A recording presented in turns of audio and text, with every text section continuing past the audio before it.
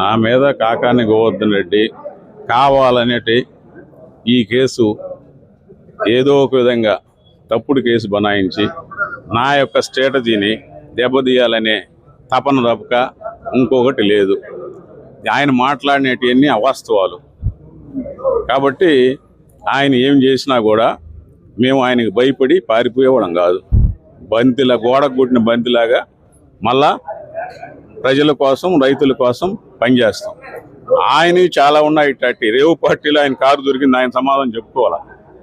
ఆయన కొన్ని కేసుల్లో 60 రోజులు పారిపోయి చింతామణిలో దొరికిన పరిస్థితి. ఆయన అడగండి ప్రశ్న, ఆయన ఎందుకు అడగలేదు? మీరు 60 రోజులు ఎందుకు పారిపోయావు? ఏం ఖచ్చితంగా నిషేధించండి.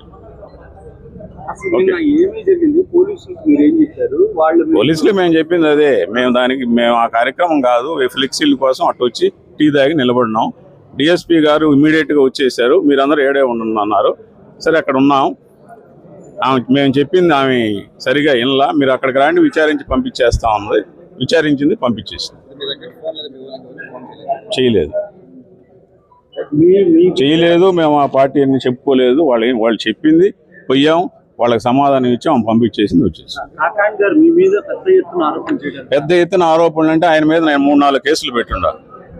ఆయన ప్రతిదీ ఆయన ఇచ్చిన స్టేట్మెంట్ కంతా కౌంటర్లు ఇస్తుంటా. అదే ఆయన ప్రధానంగా ఎదుర్కొనేవాడు ఈయనే కాబట్టి ఇతన్ని పొంగదీయాలని